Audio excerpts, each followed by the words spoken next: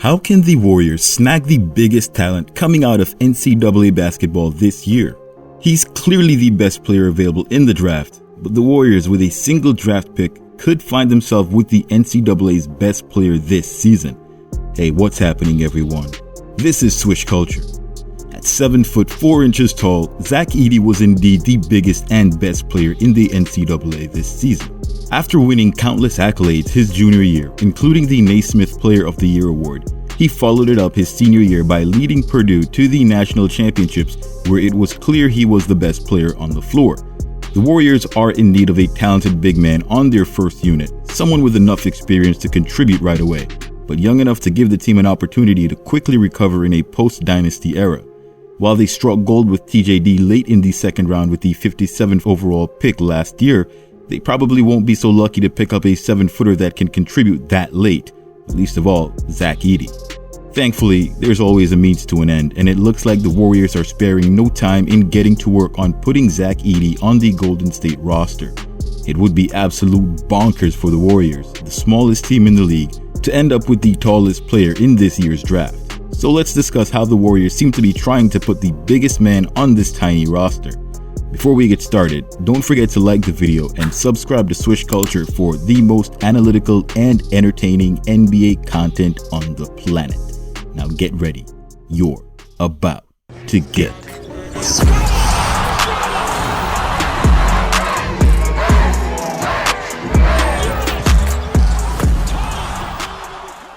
They say sometimes silence is the loudest voice. Just recently, Draymond Green had a lot to say about Zach Edey, and by a lot, I mean it probably would have been better optics if he didn't say anything. After the national championship game, which saw Purdue go up against UConn, Draymond, who not only currently plays for Golden State, but is also a TV analyst, commented that Zach Edey gave up in the second half of the game.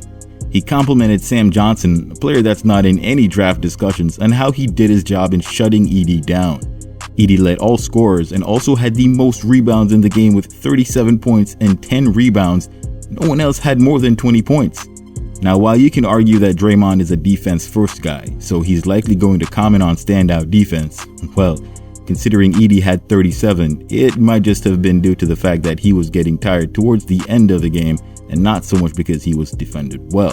Edey was taking no more than 30-second rest bouts each quarter from the Elite 8 all the way to the national championship.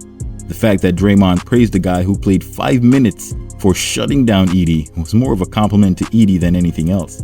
If 37 points is shutting you down, this is the player you want on your team.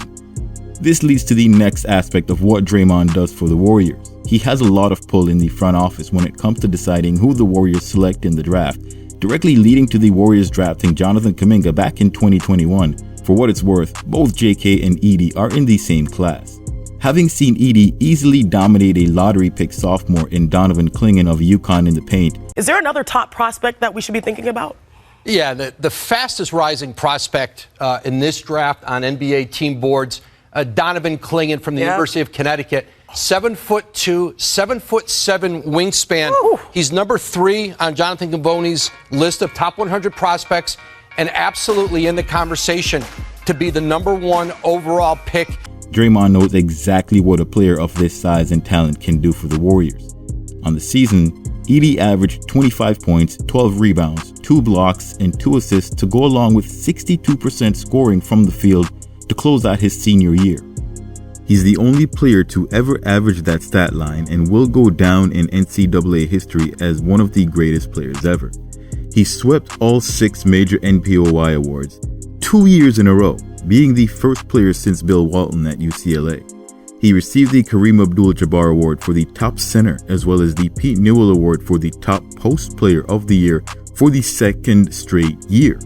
Not only is he outdoing his peers during the regular season, in 6 NCAA tournament games this season, he's averaged 29.5 points and 14.5 rebounds per game. What's crazy is this doesn't even cut into the incredible amount of awards and accolades he's received over the past 4 years.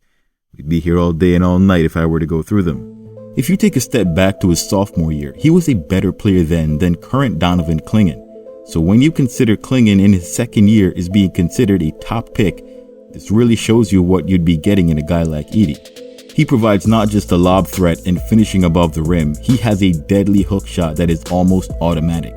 Since he's not especially strong, this gives him a huge advantage. That 7'11" wingspan allows him to get off any shot he wants, so when he gets in the post, which is a huge part of his game, he either bullies you to the basket or he can easily get that hook shot over defenders with length. We were also able to get a look at the footwork, and for a player of his height to have that type of footwork and agility, it's really impressive what this kid has as a foundation to build upon. He's also very mobile considering his size, and while he doesn't have a bag like Victor Wembanyama, he's no slouch. The Purdue offense ran entirely through Edey, and defensively he was literally locked down. Except for this one play where Clingan pulls Edey out of the paint to allow a drive to the basket. His defense was solid. There was no reason for Edey to guard Clingan out towards the line, and that's a mistake I'm sure he was coached on. That aside, the Huskies knew they didn't stand a chance, so they adjusted their offense. The 3-ball was falling for them, and that's how they were able to take down Purdue. This also highlights one other thing regarding Edey's defense, and it's that he's not great on switches.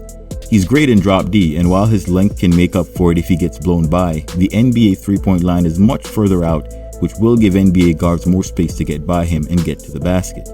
But again, the Huskies avoided the paint when possible, hitting 6 of 22 threes. Meanwhile, the Boilermakers were 1 of 7 from deep. UConn made 5 more threes and won by, you guessed it, 15 points. So now you know that the Warriors are interested. You also know what Edey can do for the team. How would Golden State go about getting their guy? In the last Warriors video, I covered the Warriors' 52nd pick and how they acquired it. If you missed that video, click the link that just appeared in the top right of your screen so you can watch and find out what options the Warriors have at 52.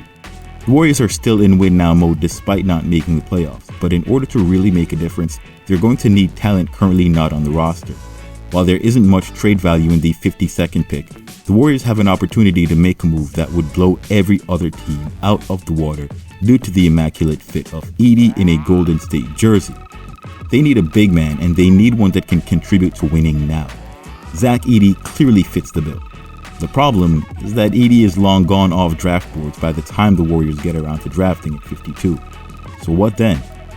Bleacher Report suggested this trade up for Golden State.